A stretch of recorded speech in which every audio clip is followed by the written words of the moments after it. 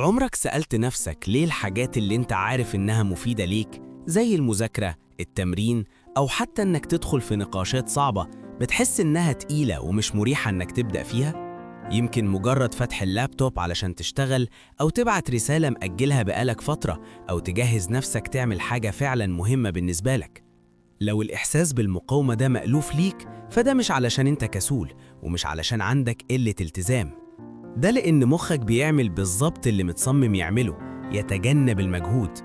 بس علم النفس بيقول لنا حاجة مهمة جدا: مخك ممكن يتدرب إنه يحب الحاجات الصعبة، مش عن طريق إنك تجبره، لكن عن طريق إنك تعلمه المجهود ده بيؤدي لإيه. مخك مش كسول، مخك ذكي وموفر. من ناحية البقاء، المجهود حاجة مكلفة.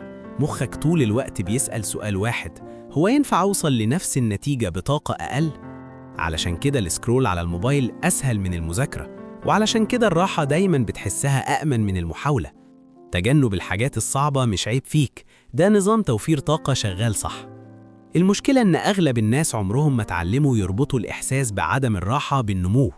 فمخك بيتعلم قاعدة بسيطة: عدم الراحة يساوي حاجة أهرب منها. ليه الدافع مش بيجي الأول؟ ناس كتير بتستنى الإحساس بالحماس قبل ما تبدأ، بس علم النفس بيقول العكس. الحماس مش اللي بيؤدي للفعل، الفعل هو اللي بيخلق الحماس. الدوبامين مش بينزل قبل المجهود، بينزل بعد ما تحس إن في تقدم. وعلشان كده فتح اللابتوب بيبقى أصعب من الشغل نفسه بعد ما تبدأ.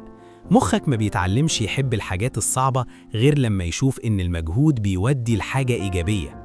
ومع الوقت مخك بيبطل يشوف عدم الراحة كإنذار خطر، ويبدأ يشوفها كإشارة إنك بتتطور.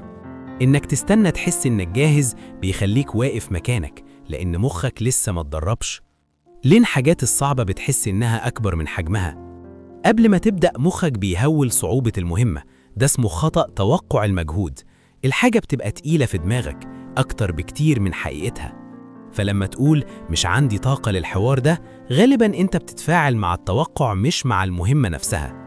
الحل مش قوة الإرادة، الحل إنك تقلل نقطة البداية. يعني بدل هذاكر ساعتين، قول هفتح الكشكول. أول ما تبدأ، الإحساس بعدم الراحة غالباً بيهدى، ومخك بهدوء بيعيد حساباته عن المجهود. إزاي المخ بيتعلم يحب المجهود؟ مخك بيتدرب على أساس اللي بتكافئه مش اللي ناوي تعمله. لو بتكافئ نفسك بس على النتيجة، مخك بيتعلم إن المجهود مخاطرة. لكن لما تكافئ نفسك على إنك حضرت، مخك بيتعلم حاجة جديدة: المجهود مش عقاب.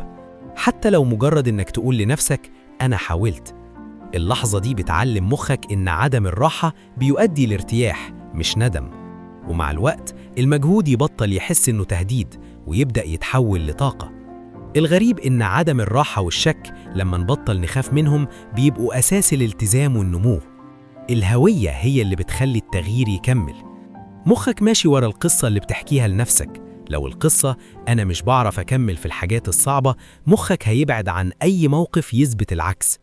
لكن لما القصة تبقى أنا شخص بيظهر وبيحاول حتى لو مش كامل، مخك يبدأ يدور على فرص يتصرف على الأساس ده. أنت مش بتبقى واثق وبعدين تتحرك، الثقة بتتبني بعد تكرار المحاولة. كل مرة تكمل فيها حتى في صمت بتعلم مخك ده دلوقتي إحنا. ليه الأمان النفسي بيغير كل حاجة؟ مخك بيهرب من عدم الراحة لما يكون اتعلم إن عدم الراحة يعني فشل أو عقاب. لو كل محاولة صعبة معاها جلد ذات ونقد قاسي، مخك هيتعلم يهرب. لكن لما المجهود يقابله صبر واحترام، مخك بيفضل موجود ومكمل. النمو مش محتاج قسوة، محتاج أمان. لما عدم الراحة ما يبقاش مهدد لقيمتك، مخك ما يبقاش محتاج يهرب منه. إنك تحب الحاجات الصعبة مش بيجي من إنك تغصب نفسك، بيجي من إنك تعلم مخك يشوف عدم الراحة مش كعقاب، لكن كدليل إنك بتكبر وبتتطور. انت ما كنتش بتتهرب من المجهود علشان انت ضعيف، انت كنت بتتهرب من حاجة مخك لسه ما فهمهاش. ومع كل مرة مخك يتعلم ان المجهود بيؤدي للتقدم، هيبدأ يشتاق للتقدم اكتر من الراحة. احيانا التغيير مش انك تبقى شخص جديد، احيانا هو انك اخيرا تتعلم تشتغل مع نفسك مش ضدها. يالو.